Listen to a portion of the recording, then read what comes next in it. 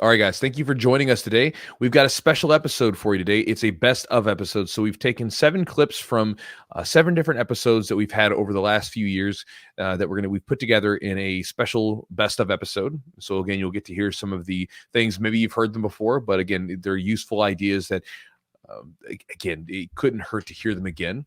And we'll be sharing them with you in this podcast today. So hopefully you guys enjoy it. As always, thanks to our sponsors for helping make this podcast happen. You can check out Charlotte's Web at charlottesweb.com. Promo code is Jiu-Jitsu20 for 20% off the order. Again, I'm a big fan of Charlotte's Web products. They have a really high quality CBD. Again, most of you guys know this if you listen to the podcast, but CBD is one of those things where it's unregulated. So it could be, when you get a CBD product, you don't necessarily always know what you're getting into. You don't really know what you're getting into your body.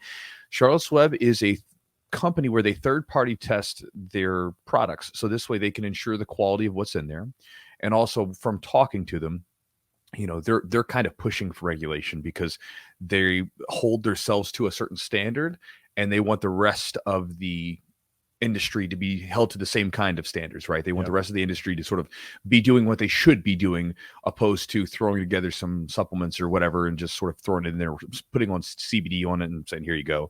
But again, I like telling people to try it out. You know, at the gym right now, we've got they sent us some samples and we're giving those samples out to my students. And, you know, I really like sharing with my students is, again, it's a supplement that I've gotten a lot of benefit from in relation to recovery and helping my sleep cycles and everything else. And so I like sharing it with people. If you'd like to try it out and see what you think, go to charlottesweb.com and use the promo code Jiu-Jitsu20 for 20% off the order. And again, try one of their products out for a month, see what you get, see what you think, and I hope it helps you out. Also, thanks to our sponsor, Matt at Epic Roll, for helping make the podcast happen. If you haven't, go to his website at epicrollbjj.com and check out some of his rash guards, shorts, gis, t-shirts, anything related to jiu-jitsu that you can pretty much wear, he's got. And again, everything's high quality, cool designs, and it's available for a 15% discount right now. If you go to epicrollbjj.com, use the promo code Jiu-Jitsu for 15% off. All right, guys. And also thanks to Manscaped for helping make the podcast happen. Manscaped is the premier men's grooming product company. They used to be below the belt grooming. It was all about the balls. Now they're kind of expanded to the other half of the body. So they kind of went reverse, right? Because in jiu-jitsu, we ignored the bottom half of the body. We ignored the 50%. Well, they kind of were the opposite, because originally when we partnered up with them, it was all about shaving your balls and stuff like that. And their whole thing was basically that they have this waterproof trimmer that has like a really nice safety guard that where you're not going to like nick yourself. You can use it in the shower if you need to. It's really nice, high quality. But now they've got everything from nose trimmers and other colognes and stuff like that you can use elsewhere. Again, everything that I've used from them is top notch. And if you want to check out any of their products, whether you or a man in your life needs some cool men's grooming products, having trouble with those words today, you can check them out at manscaped.com. Promo code is Jiu-Jitsu20 to save 20% off the order and get free shipping. It's a great deal. Again, check their stuff out. I really like their stuff. I use it on a regular basis. And anytime I've got to shave pretty much anything, everything from my beard down to my nether region, I use Manscaped. And guys, if you want to support the podcast directly, you can do so by going to our Patreon at patreon.com/the Jiu-Jitsu podcast. And if you would like to become an email subscriber, get my daily email and some free ebooks for your jiu-jitsu, you can check out the Chew Crew email list, and that is at chewjitsu.net/join.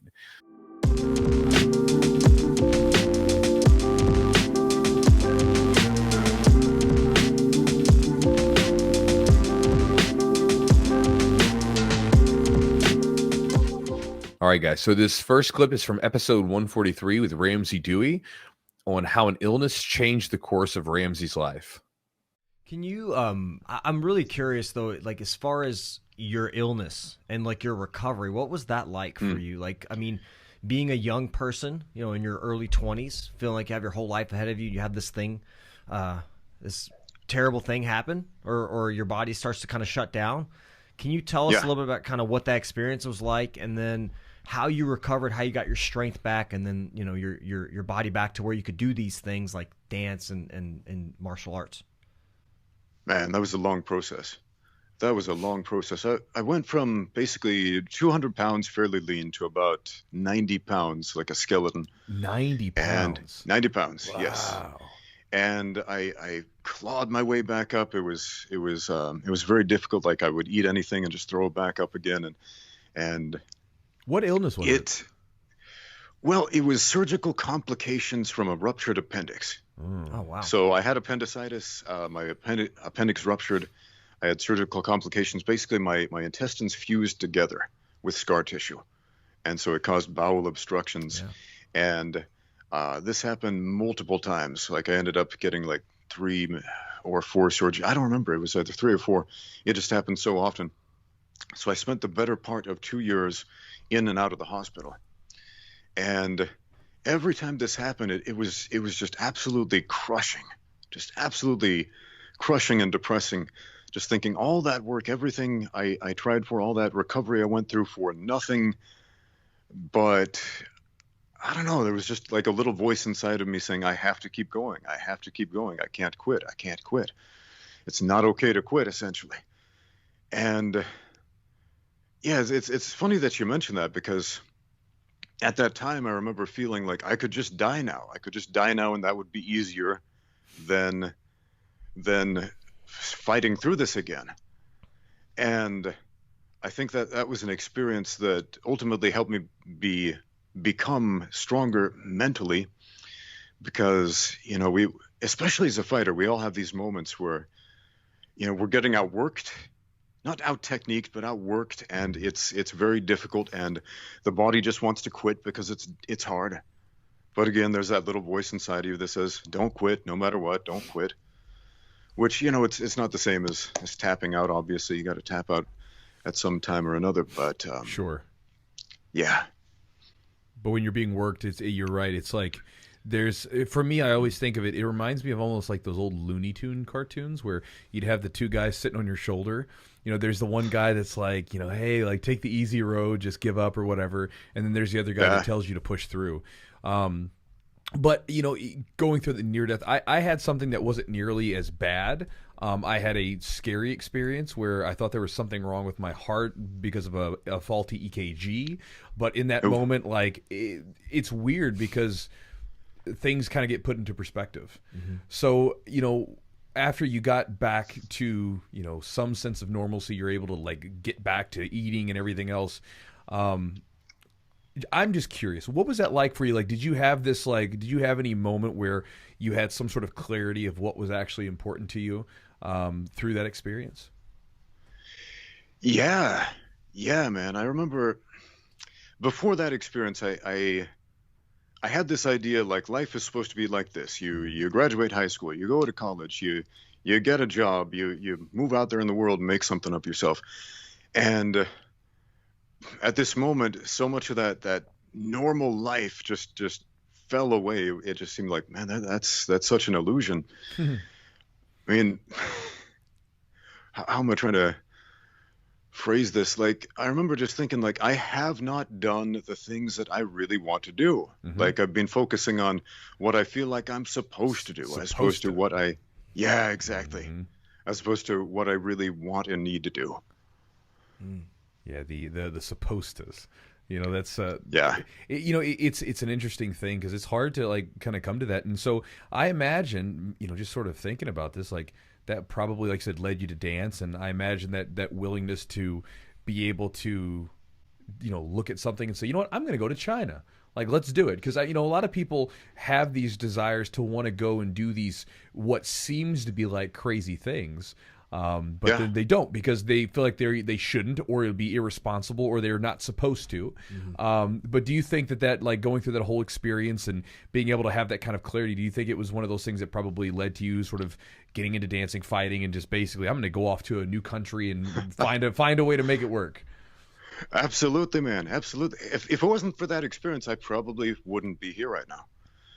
And yeah, it's funny you say that, because the average person, you're not supposed to go to China and open up an MMA gym in a country where nobody knows what MMA is.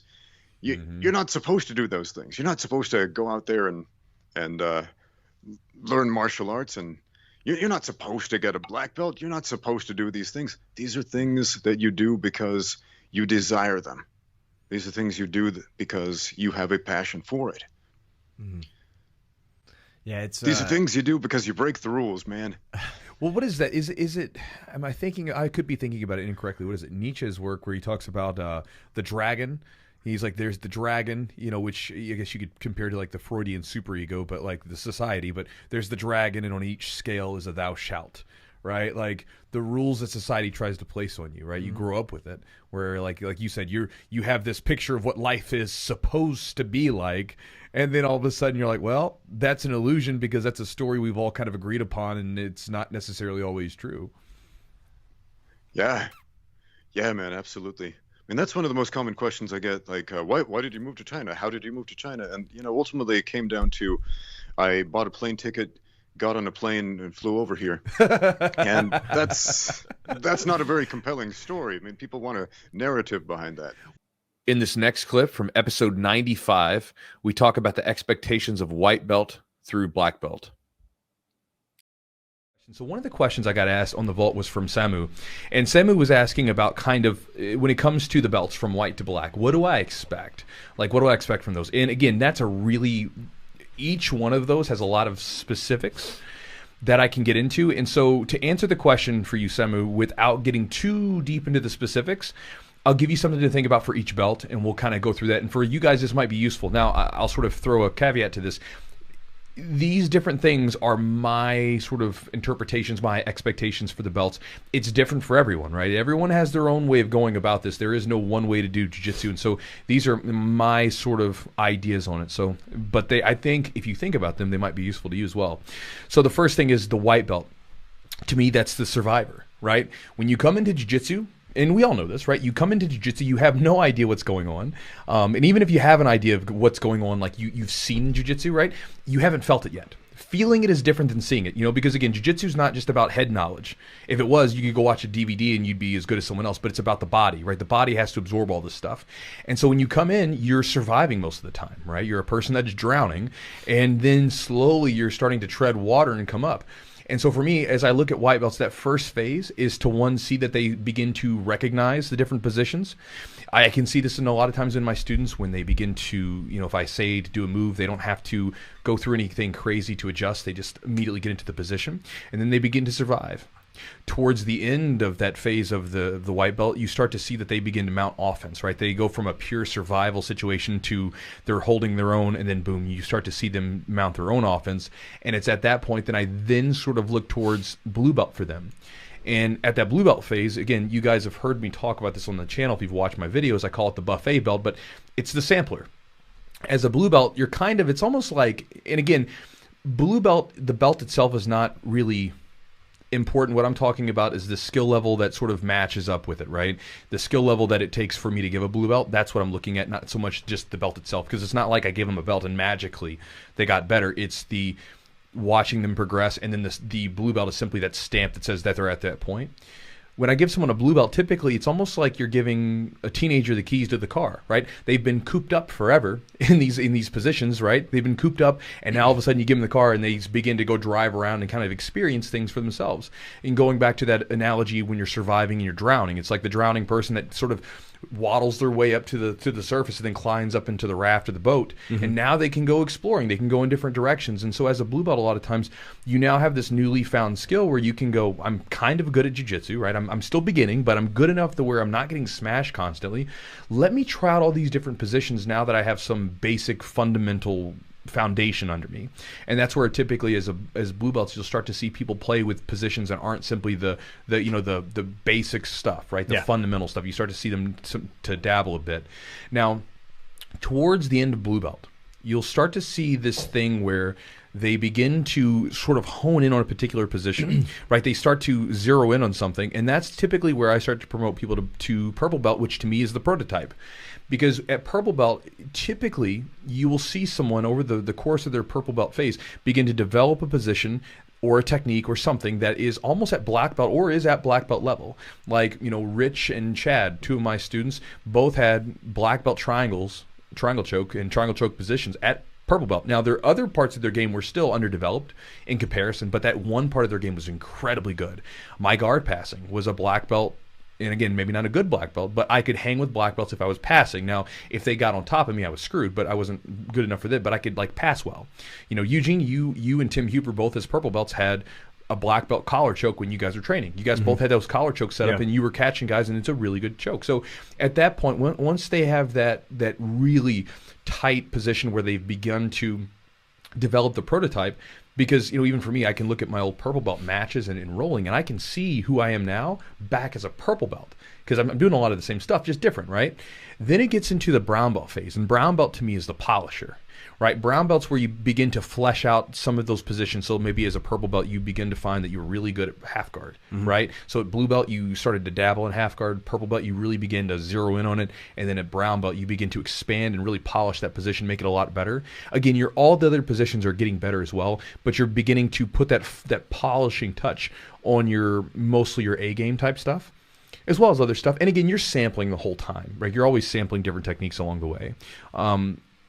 But then after that polish is put on, then you get to black belt, right? And you can see that brown belts are a lot of times very competitive with black belts.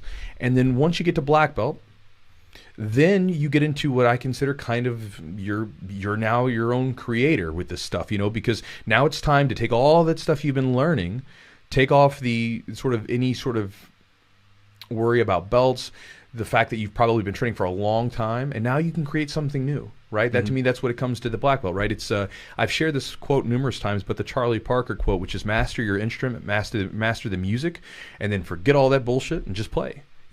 Music is your own experience, your thoughts, your wisdom, and if you don't live it, it won't come out of your horn. I think it's a beautiful thing, right? So again, you master all these lessons you're learning from your coaches and instructionals and everything else. You get into the rolling and you master your positions and all that stuff. And then you just say, you know what, screw it. I'm just going to just see what happens and I'm going to try stuff out. And then, a lot of times black belts will say that once you get your black belt, you start over. I think it's kind of true. And so again, then you begin to just play your own music. You get to play your own style, make stuff up as you go, because you've got the ability to do that. Now, along the way, there are things for me personally as a coach that I look at, because there's one side of it is absolutely the skill level. Yeah. But the other side of it is the culture stuff. Because again, one of the things that I'm really big on is the culture of the gym maintaining a certain feel to it. Right. Right. So for instance, if one of the things is that I want to notice is when these white belts begin to make themselves better and these blue belts begin to make themselves better, are they lifting up people with them? Right. Are they smashing people and then standing over top of them, or are they getting better and then pulling people up along with them? Because for me, I'm not going to promote assholes. I'm not going to promote people who put others down. I'm not going to promote other people that are negative towards, their brothers and sisters on the mat. I don't care how good you are. You could be amazing, but if you're negative towards other people, I don't want you. Because to me, it's like you become a problem, and to me, you're missing the whole friggin' point of this thing. And so to me, as people get better, to me, your whole point is as you're going up, remember, you're pulling people up along with you, and we get better. We get better. As we all get better together, we only improve. You want to bring everybody else up with you. Like, again, as a coach, I was bringing people up with me so they could keep me sharp and make me better. Right. And so that's been the case. I want to see people that put in effort. I don't care how talented you are. If I don't see you putting in the effort, if you're not putting in the time, I don't care. I'm not going to promote you. If you're not listening, it's again, if I give you something, again, I want to see that you're taking the lessons to heart, and so there's a lot of cultural stuff or culture related stuff that is very important to me, just as much as the technique stuff, because I think that a lot of times with jiu-jitsu, whether you want to or not, you're getting lessons along the way that can translate off the mat. You just sometimes they're not spelled out to you in a different way. So would you let somebody you probably know their character already before they get to brown belt or upper level brown belt. So would you already kind of shut that off at an earlier phase? Meaning, would you just say like, look, maybe this is not the right fit, or would you just promote them up to brown belt and then have them sit there? I mean, eventually they're going to want brown belt or black belt, right? So if I had someone, sometimes the character, and it's a weird thing because sometimes people's character, kind of their true character, pops out. Well, you've caught it early, I think, before. I've done it numerous times, right? Yeah. But with people a lot of times you want to convert them. You want to look, this mindset that you have save you is this mindset is not.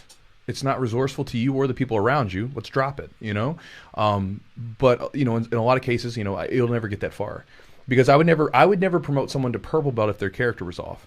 Because now let's say that maybe they were doing really well, and all of a sudden it surprised me as a brown belt, and then all of a sudden they became like a dick on the mat, which would be, I would surprise me. But what if they did? I wouldn't promote them, and I would tell them. I would be honest with them, because that's what I expect. I was like, you're not just in here to get really good at jiu-jitsu and smash people. I mean, that's a part of it, right? But there's a whole nother thing that should be wrapped around that. And again, everybody has their own style in this, right? My way is not the right way. That my way is just the way that I do it. And for me, like, there's a whole philosophy wrapped around this thing that has that isn't just simply get really good at jiu-jitsu and smash people. That's part of it, but there should be, to me, I just look at it as more than that. Right. And that's the way that I do things. Well, I think that what you do is you give people chances and you give them opportunities. You let it be known kind of what they're doing. Like, look, this is the way you're presenting yourself in the gym. This is what it's the environment it's building or causing, and then I think you kind of give them an opportunity to make that transition, make that change. And if they don't, if they don't make that change, then I guess they know that's on them. I give people chances, but it's on them. Yeah. In this next clip from episode 141, Andy Stumpf talks about a mindset to complete any task that you might have.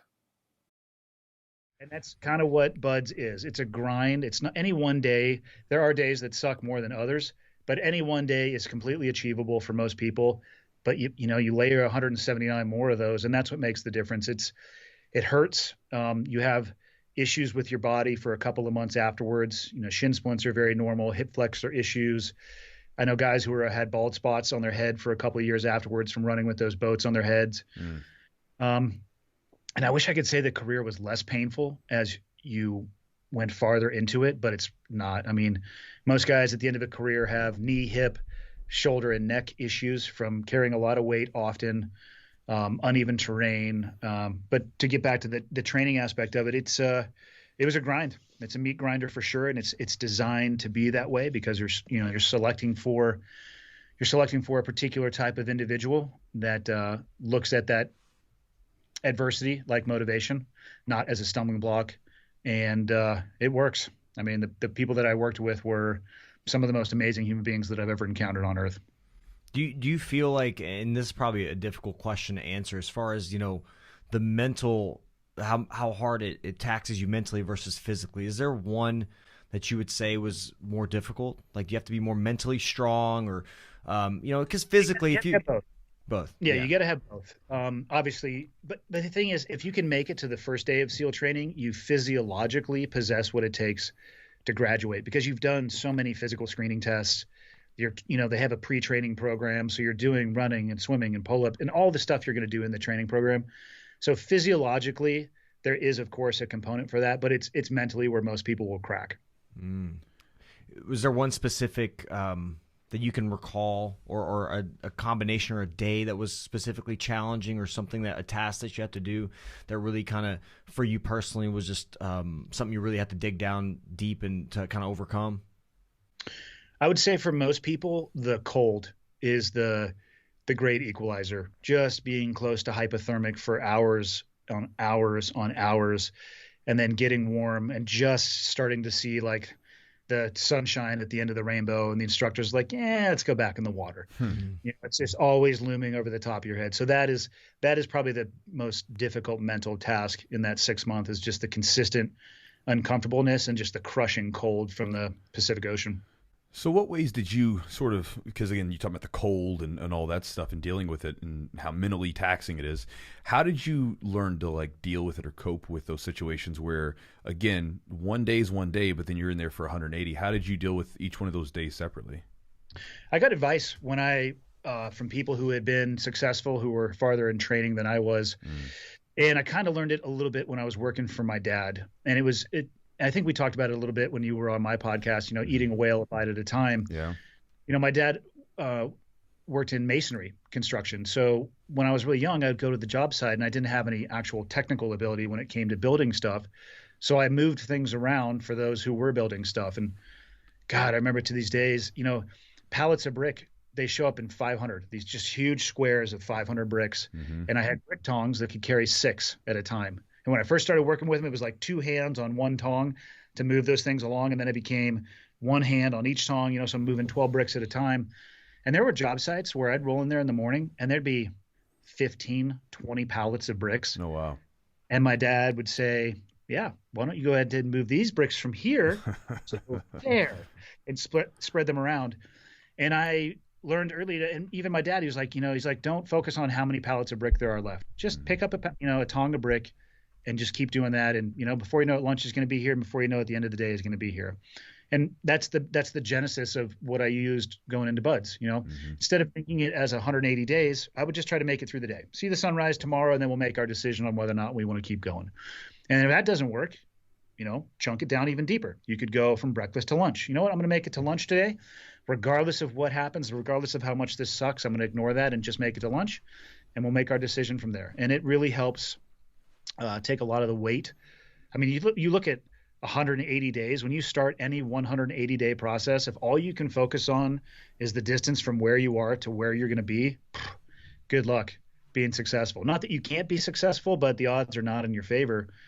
I mean, it's not that hard to make it to the end of a day or to make it to lunch. So it really was the reduction of the task into something that I could focus on and ignore everything else. And you can play that game with yourself on any goal, whether it's personal or business or financial or weight loss. And there's no right or wrong answer for the chunk. Some people can tolerate bigger ones. And when you're first starting, maybe start on the smaller side of the house and build that momentum. And it makes a difference in people's lives, or it has in mine at least. And you call that keeping the world small, right? Like making your world smaller. Yep. Yeah. Because for you guys listening, if you haven't listened to it yet, I was on this podcast a couple of months ago, and when I was out there, we were talking about that idea that I had heard you say before, and that's it's such simple advice. Like, it's something we know we need to do, and it was something I had to kind of, for me, because there's all kinds of different stuff going on all the time, and it was something I had to sort of re-grip onto, because that's a good idea. So it became like one of the in my office, I have like a bunch of little index cards with like quotes or mantras or things like that. And that was one of the ones I got pinned up there. I was like, that's a good one to keep. That's a writer downer to have up. All right, guys, winding down. Episode 85, the clip that we're going to share with you here is how to stay consistent with Brazilian Jiu-Jitsu. Right. What would you give somebody advice like, all right, so maybe they're struggling with a task. Let's say Jiu-Jitsu. How would you recommend somebody go about finding what maybe helps them get on the mats more consistently? I mean, is there anything you think? So you said the gratitude, like a gratitude journal. Go back and ask yourself why you're doing it. Why you're doing it. Why are you doing it? Like, why are you What's doing your purpose? Like, why? Like, again, like the number 85, podcast number 85, where we talked about the deeper reasons that you're training. That podcast, I got a lot of messages from you guys from that one. And it was because a lot of people were sending me these really heartfelt messages about how, they went in to train, and it wasn't the superficial, I wanted to learn how to choke someone. It wasn't that. It was like there was different stuff going on. You don't stick if that's the reason you don't stick around. Yeah, exactly, right? And so, and even in Costa Rica, when we were on the Costa Rica trip, we were up on this hillside. I don't know if I've talked about this yet on the podcast or not. We were up on this hillside doing this sunset rolling session. So basically we were, and then I was just curious, I got everybody in a big circle. I was like, hey guys, let me ask you guys a question. Why do you train? Why did you get into this? Why do you keep doing it? And you found all these these really heartfelt reasons. Some of them, dude, I was like trying to hold back a couple tears. They weren't the superficial, silliness that people a lot of times think. Right. It's like there's a deeper drawing to do things.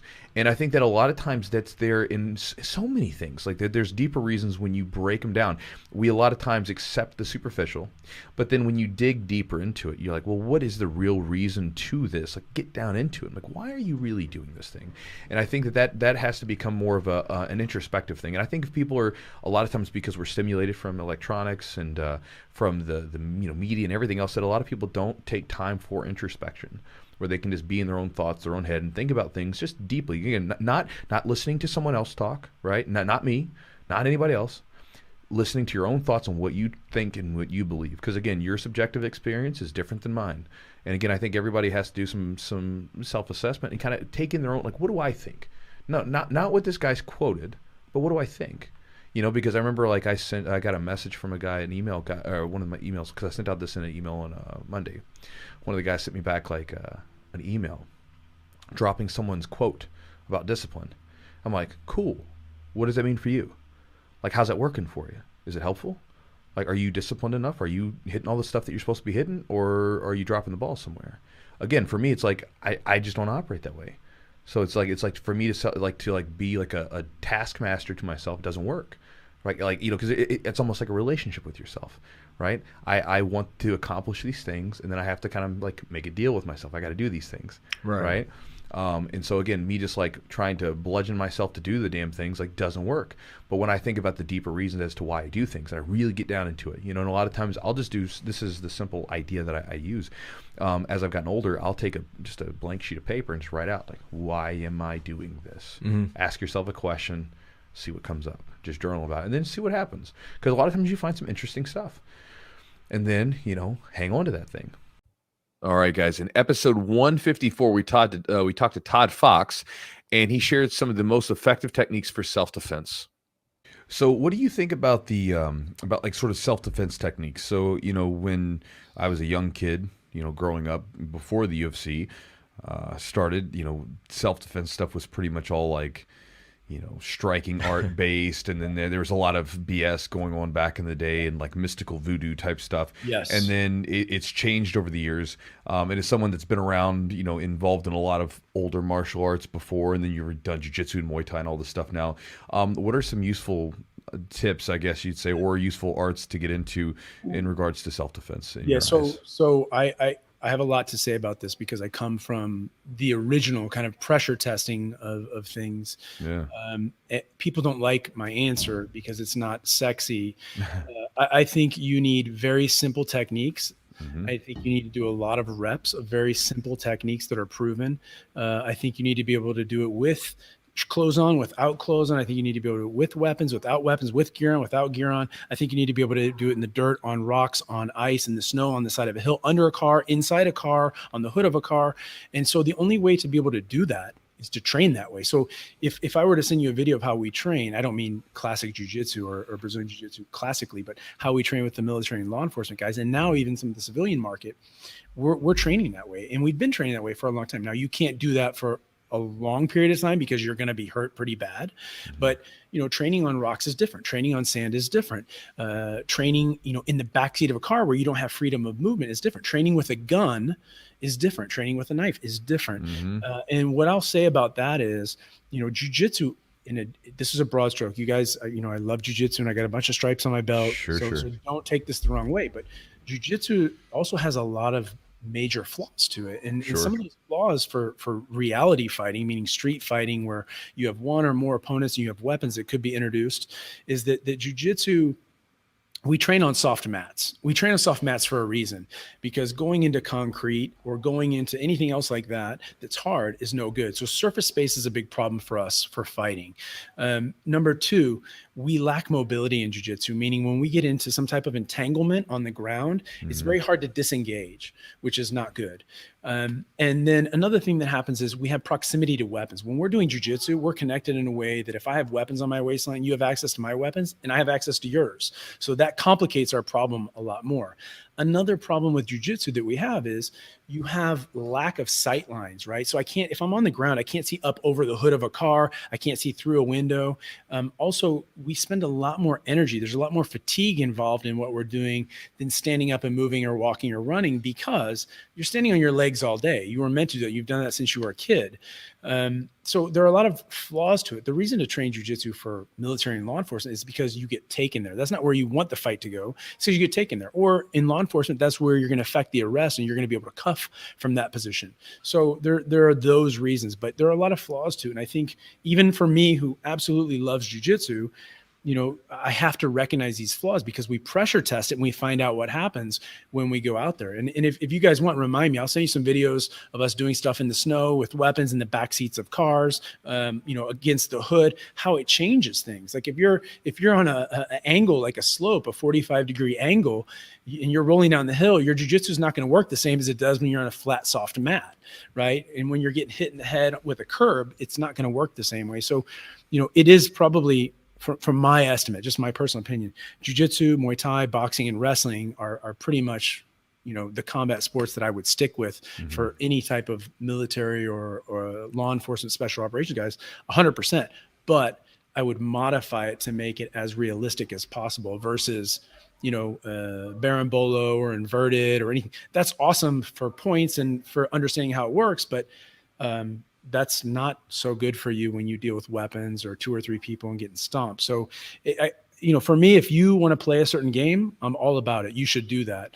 I don't begrudge anybody for doing what they do, but if we're talking about reality, number one, first and foremost, pressure test it. Don't have an idea without testing it. You have to test it, and you have to test it under stress when you're smoked. Yeah, that was like something where, even with the guys, like we obviously do plenty of sport jiu-jitsu and stuff like that. But we still have days where like we do like grappling with fighting. So we're actually fighting each other. There's punches, there's kicks, there's things coming at you. And I think it's super important. And, even like with the guys, I've always told them, like, I encourage the guys to do the striking stuff and do the everything else, do everything. Cause I think it's silly to think that you just need one thing, right? Like one thing and you're complete. And I think you have to get punched. I think you have to get hit a little bit. Like 100%. I've seen even 100%. jiu-jitsu schools like practice self-defense. I've been to a quote unquote self-defense class, and they're like they were catching punches, and they're like, there's no one actually punching them. And I'm like, we're getting away from what we were supposed to be doing in the first place, because what was cool about jiu-jitsu was it was effective because it was real. We were trying to do this stuff, and now we're kind of going the opposite direction where we're going through like a self-defense situation. None of you guys have got hit, and I'm looking at this as a guy who fought. I'm like, it's way different when you get hit like one good time and your bell's rung a little bit, and then you're trying to grab and grapple and everything else. Look at this repeatedly. We see this time and time again, and I from Mike Tyson to Stephan Bonner, all these guys have talked about that. And you look at this even recently with Rodolfo Vieira, who is a phenomenal grappler. Look at what happened to him. This low-level grappler finishes him with a guillotine. Why? Because he was smoked and he was making mistakes and he couldn't recover because he was smoked. And that's the difference between a fight. Now, that's a fight with the referee. That's a fight with time limits. That's a fight on a soft mat. Start to add weapons and start to add, a little bit more real scenario. And then you kind of see a different picture.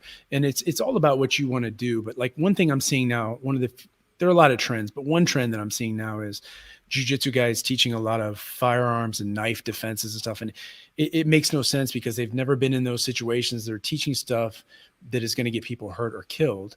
And that's just really super dangerous. So I would challenge those people to actually test it with a real knife. I mean, you could get a marker, you get a marker, I have a marker, and we're going to see who gets cut. See what happens, because you're going to have marking all over you. Everybody's getting cut. And when you start talking about arterial, right, lacerations or cuts, that's a bad day. You got 30 seconds till you pass out. You got 2 minutes till you die. So you're going to play that game. You're making up these moves and you think that's going to be good enough. It doesn't work that way. All right, guys, winding down to the last two. This one comes from episode 169, and it's about the uncertainty of skill acquisition. I absolutely hate that idea of, am I progressing fast enough? I'm like, it's a question that I don't understand. Because for instance, like with me, like I never ask myself that question, am I progressing fast enough? Because like, what the hell do we mean by fast enough? There is no linear, there's not again, you got to get rid of this. Like, we've gotten so programmed from like, say, like for instance, school. Like every year you're graduating, right? And so if you didn't graduate, well, you're not progressing at the same speed as everybody else. We have standardized testing because everything has to be standardized. If you're playing like a video game, you get like award points based upon this thing. So you have XP points, so you can see, oh, I'm almost there, right? And we don't have that. There's less certainty when it comes to skill acquisition of anything, real skill acquisition. There's no certainty about any of it. There's no, like, for instance, like you've got a guy playing football, right?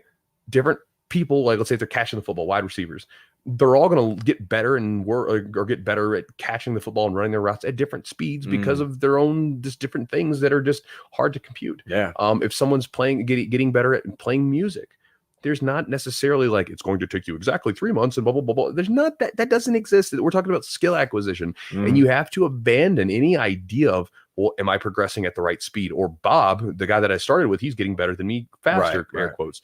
You have to abandon that. It has to become an obsession with the process that you're doing. And everybody says it, and it does not comfort you when you have a bad day on the mats, because you have a crappy day on the mats and you kind of feel like crap, and because this thing means something to you, and anytime something is meaningful to us and it doesn't go well, it kind of eats at us. But the obsession with the process has to be the thing that you focus on. Like what could you do better tomorrow with the roll? Like if you like, don't look at it as I'm not progressing fast and say like, well, I got smashed today, but by this particular pass, what can I do to figure out the pass, objectively look at things like that, right? That feedback that you get. And you got to abandon like fast enough, because here's something for you guys too. If you think about that, like there were guys that I started with that got better than me faster, that then I overtook later on for different reasons. There were guys who, at times, like I remember feeling envious at times of some of the guys that, like, there were guys that I trained with who were naturally more athletic than me. And I remember they for whatever reason had befriended certain people. And I remember, like, you know, some of these guys would have people that were sponsoring them and everything else. And I was actually better than them, but like for some reason they were the people that got the attention. You know, I'm like, I bet I'm better than them. I can beat all of those guys, you know? And again, everybody gets their stride at different times.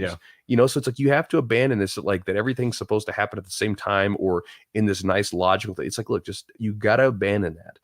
And you know, it doesn't mean that it's never gonna happen. You're probably still gonna get frustrated sometimes, 100%. But the idea of it's supposed to happen in this nice path just does not exist. And you have to abandon that with everything, with the belts, with your skill progression, with, you know, you think you're supposed to get sponsorships. Cause I mean, there's a lot of that now where, like, you know, you'll get like young guys and girls and where they'll win, like, all right, I just won these competitions. Where are my sponsorships at? It's like, look, it's like that just always happened that way. You know what I mean? Like it just doesn't, it's just not like a snap of the fingers and all of a sudden you've got people lined up to like throw money at you or throw equipment at you. Yeah. It's like, I guess the point that I was making, there's more resources for questions you may have, even questions that you know, progression's a weird thing because there's so many factors that go into it. I mean, age, skill, like your skill, your athletic ability, your schedule, you know, or your work, your job, just all this stuff and so like, yeah, and it can be, you have to kind of compare yourself to yourself.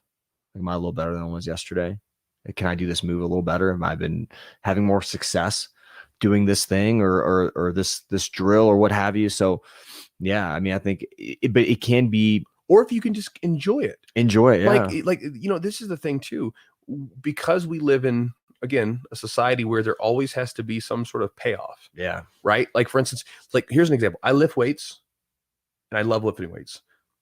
I do not care how much stronger I get. I lift weights because I enjoy the benefit of it, and I get stronger, and sometimes I'm stronger, sometimes weaker. I don't care if I get weaker or stronger. I you know, like most of my lifting at this point is based upon like the feeling. I'll like, all right, I'm gonna try to get to a challenging 10 to 12 reps or 5 reps, whatever I'm doing for that day, right? Sometimes there's a fluctuation in it. Well, I don't get beat up. I don't beat myself up if, like, oh man, last week I did 10 pounds more on this particular lift than I did this week. Who cares? It's not a big deal. I'm doing it. I enjoy it and I'm healthy. I'll do it tomorrow. I can do it I can try to increase the weight later on.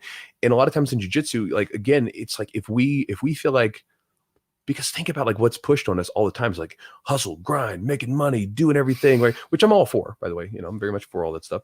But like, you know, it's always this thing where there has to be some kind of hardcore payoff.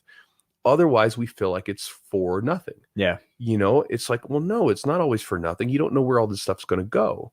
Right. Like, you know, for instance, I've had tournaments where I bombed, but then later on, the lessons I learned at that tournament ended up helping me later on, you know? So it's like, well, that tournament wasn't for nothing. It actually helped me out later on. But if I was comparing myself to my performances, I would have been really upset about it because I had a terrible performance at this one and I had a good performance at the last one. Right. So again, it's like, it goes back to what we were talking about. Like, you can't be so damn rigid about everything. Like, there doesn't have to be like an immediate payoff to everything that you're doing.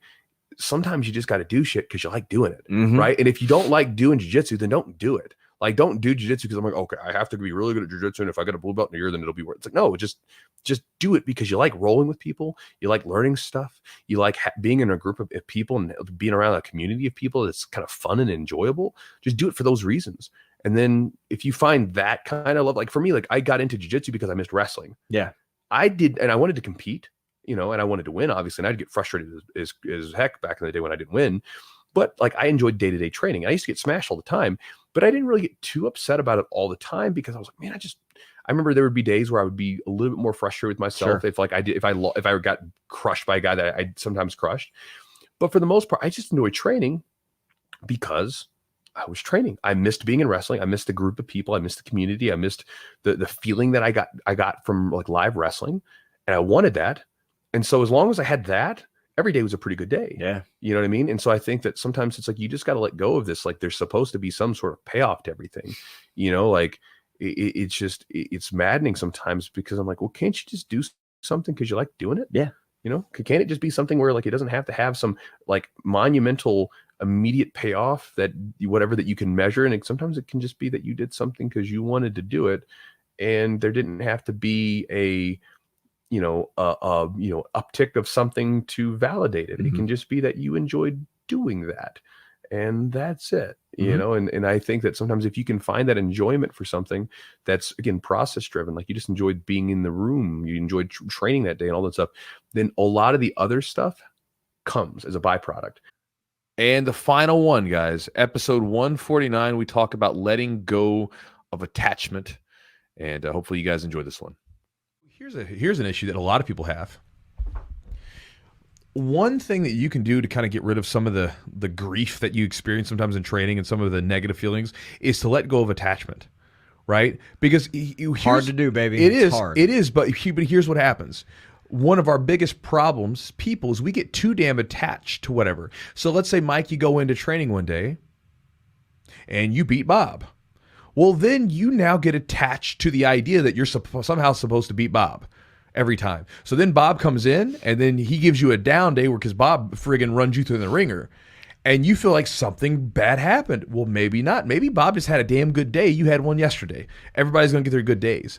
And you got to get rid of that attachment to like because when you're training, it's all over the place. Your training is going to be constantly fluctuating because people are going to get better and then you're going to get better, and you guys just do these ups and downs. It's very, very normal. I remember training and always having ups and downs where some days I'd come in and I felt great and some days I'd come in and didn't feel so good. I know that one of the things that made me more interested in eating a good diet was that I found that when my diet was good, when I was drinking a lot of water, when I was doing all the good stuff I needed to do, my training was always better. And I found that whenever I ate bad food, I rolled terribly. I remember one of my first rolling sessions when I was training back when I was 18 years old, I was like, I got home and like my mom had like bought like Long John Silver's, like that basically just greasy batter dipped fish, whatever. And I ate some of that. Yeah. And I went and rolled later. Bro, I couldn't move. I remember being so frustrated because I just felt sick to my stomach. I remember later on, I remember me and one of my buddies, Chris, we were training. We were purple belts. He was blue. I was purple at the time. We went and ate like some sub sandwich place, right? It's all greasy and stuff, cooked and everything. It's super greasy Philly cheesesteak sandwich. And then we trained like 5 hours later. We both felt terrible. We got back in the car because we lived together at the time. We're driving back to the house and I was talking to him. I asked him, how did you feel tonight? He said, man, I felt terrible. I was like, I think it's a sandwich, so eating better helps. But as far as the ups and the downs, they're going to happen, right? You cannot control that. You can't control when you're going to have the ups and the downs. So what you do is you show up and you train and you do the best you can. And if you have a down, you can see that down again. We all know this. And again, here's the thing.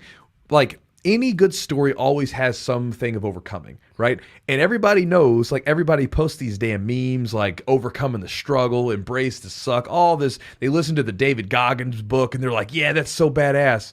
And then when it's your turn to have your own, you're like, this sucks. Like, well, like, yeah, this is what you're going through, right? So you're having ups and downs. Good. So the ups, when you have them, enjoy them. It's like a sunny day, right? Enjoy the sunny day in the middle of winter. But then there's going to be other times where you're going to have those crappy days, and you just kind of go with them. You ride them out. You don't get too attached to them because they're not permanent. They're just a happening. It's not you. Like if you lose, it doesn't mean you're a loser. You lost. You fucked up. You messed up. Ooh, potty words. That one slipped out of there. That's all right. I try not to drop the F-bomb too much because I know people listen with their kids and stuff. Beep. But you messed up. So just let it go. Come back and train tomorrow. That said, learn from what you did. Think about what you did that maybe was causing the down. How was your food? How was your sleep? What did you do all day? When you trained, what kind of positions were working? What wasn't working? Learn from those ups and downs. Again, it's important stuff, but the big thing is don't be attached to them, both good and bad, because everything it's a happening in time. It's not permanent. And as we get older, right? Like this is something that a lot of times happens for like all of us. A lot of us have trouble. Like I was talking to one of my buddies, he's a black belt yesterday. We were talking on the phone. He's talking about how he doesn't really want to compete much anymore. Too many injuries. He's in his like 40s, like late 40s. He's like, dude, I've been competing since I was like 5 and wrestling and stuff like that. I don't want to do it anymore. I'm like, makes sense. How many people like have trouble like being the warrior at some point in their life, and then at some point laying down the sword and saying, listen, that ain't me anymore. I'm not that young guy who's out there trying to prove it. I've already proven what I needed to prove. I've got to move on to a different role, right? And so you've got to allow for what comes, just like the seasons change. Becomes wintertime, you don't go say, damn it, this winter, I need summer. Well, no, it's wintertime, you ride with it. And then eventually it becomes spring, and then eventually it becomes summer again. And it's the same thing when you're training. When the good days come, enjoy them. Bad days come, you just ride them out, and eventually it becomes a better time if you keep training. That's the way that it works. And again, remind yourself about this, that like, again, here's your struggle. Here's yours. What are you going to do with it? Again, you get to sort of, you are the master of your own destiny. You can be fast forward 3 years later, and you can say, man, I was struggling my butt off. You could be talking to some other blue belt or white belt, but man, I was struggling. I was doing all this stuff, and I kept doing it, and it worked for me, and you can help them out. Or you can let it fold you. That's up to you. Everybody gets a choice. It's inevitable, though. Like, as much as you train, if you train, you're going to have bad days. You're going to have training partners that give you problems that are tough roles. Maybe some days you got it, some days you don't. Yep. It's just the way it is. There's no way you're going to be on every single day, and sometimes you're going to feel better. Your training partners are going to feel worse, and you're going to have a good day. Vice versa. You know, it's there. It happens.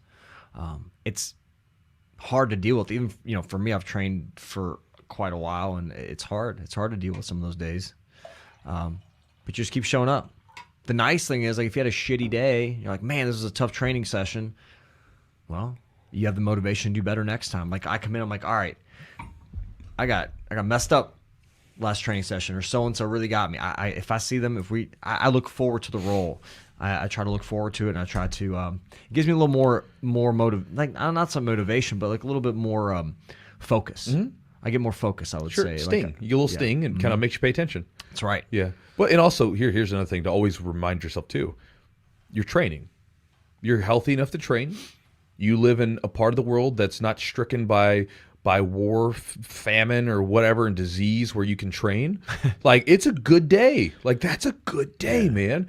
Hell, I mean, like last year when the lockdown started, I would have killed, during those lockdowns, I would have killed for just a bad day. Yeah. You know what I mean? Like, so again, if you're training, it's a good day, and count your blessings. All right, guys. So hopefully you enjoyed this podcast. Again, I know it's a different idea. We haven't done one like this before, I don't think. But hopefully you guys enjoyed it. Again, just kind of a quick little chunk of different useful ideas from podcasts we've had. And hopefully you guys enjoyed it. Thanks to our sponsor, Charles Webb, for helping make the podcast happen. You can check them out at charleswebb.com and get some of their products. Again, try their stuff out for a month. See what you think. Grab a tincture, grab a pack of gummies, and you can get 20% off using the code Jiu-Jitsu20 for 20% off. Also, thanks to our sponsor, Epic Roll, epicrollbjj.com. Check out Matt's gear that he has there. Shorts, T-shirts, rash guards, gis, the whole thing. You can get 15% off your order by using promo code Jiu-Jitsu on their website at checkout. Also, thanks to our sponsor, Manscaped, for helping make the podcast happen as well. Again, they're the premier men's grooming products company. Used to be below the belt. Now they stop ignoring the other 50% of the body, and they've got everything. They've got stuff for the upper body too. So again, I use their trimmer from friggin' head to toe with anything I need to trim. I really like it. Haven't had one nick from it yet. That's me personally. With my old trimmer, I would get some nicks every now and then. This one, not even one. Again, you can check out their stuff at manscaped.com. Promo code is Jiu-Jitsu20 for 20% off and free shipping. It's a good deal.